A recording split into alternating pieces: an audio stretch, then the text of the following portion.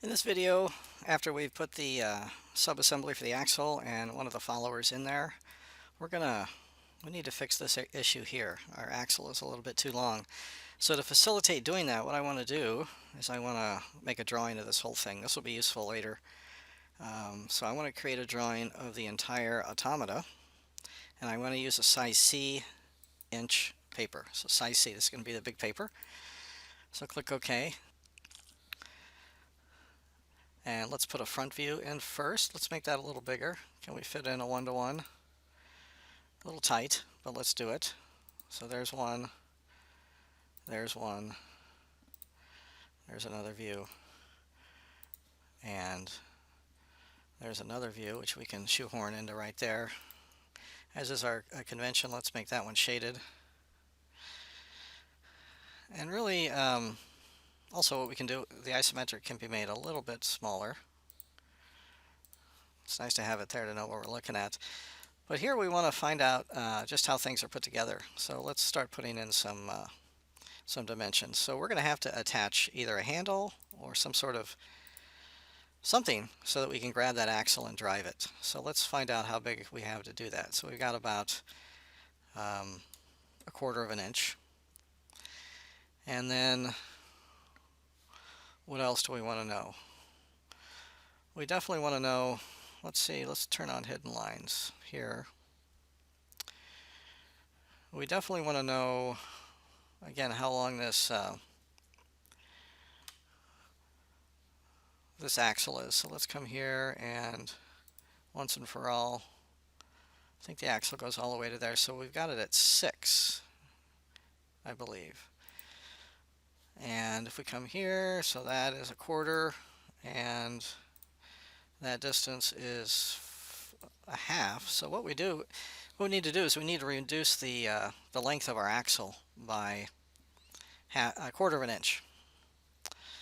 So let's go back to here, and actually, if we right-click on the axle, we could edit in place, but I'm going to go back to the box itself, and I'm going to go back to the oh, here it is, and go back to the extrusion that we used for that. And I think it's this one called axle, and you can see that we made it 5.75 in this direction and a 1/4 that way. Let's make this 5.5 and accept that, so it's a little smaller now. And if we go back to the to here, it should update, and it does. Okay. So I think we're okay there. So if we go back to our drawing, if we hit the yellow here, it's going to, it should adjust and get us back there. And of course these are going to be the same because we just modified that. So that's an example of using a drawing to help you kind of find out what's what. Now what I want to do is put in a cam. Actually, I don't want to do that yet. I want to go back to my drawing, and I want to see just how far I am from this point here. So what if I do this? Let me come here, edge to edge center line from here to here, yeah, to there. And so the center of my follower is right there. So I want my cam to be 1 inch from the edge of the box, and then I want it to be 1 1/4 inch from the edge of the bushing over here. So I'm going to keep that in mind because the way I'm going to attach the cam, we'll need to have that information. Let's try that. So there's our there's that one. So let's insert. Let's go into our cam area here. So here's my eccentric cam. So I'm going to click it and put it there. Let's put that one in first. And you can see I need to rotate it. So I'm going to rotate it that way, actually by 90 degrees, like so. And come over here, and let's see. Now, how do we want to do this? Well, we know how much we have to offset this thing. So let's just try something here. Actually, I think I'm going to make this one, the axle bushing on this side here, I'm going to hide that. So hide that guy. And now I'm going to make a fasten mate between, Actually, I can do whatever is easy. Most of the time our cams are going to be oriented like this. So let's just put one here. So come up here. So right in the middle there. And right in the middle, zoom up.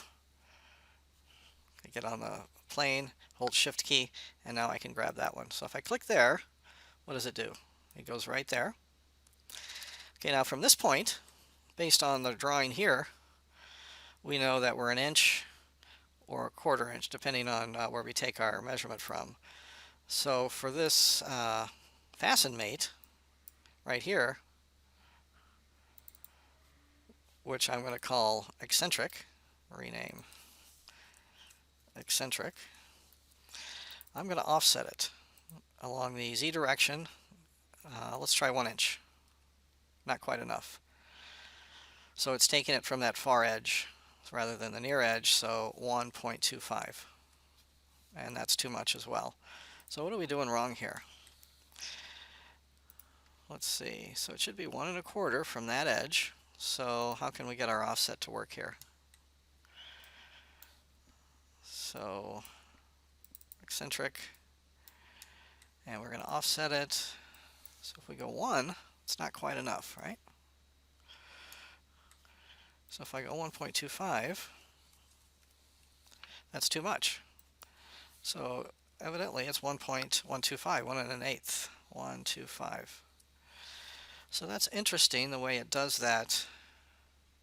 Maybe it's not. Maybe I'm just not getting it. So it looks like 1 1/8, 1.125 is the offset we need to have the hex cam line up where it needs to be. Now you can see it's way too big. So here's what we got to do. So right click,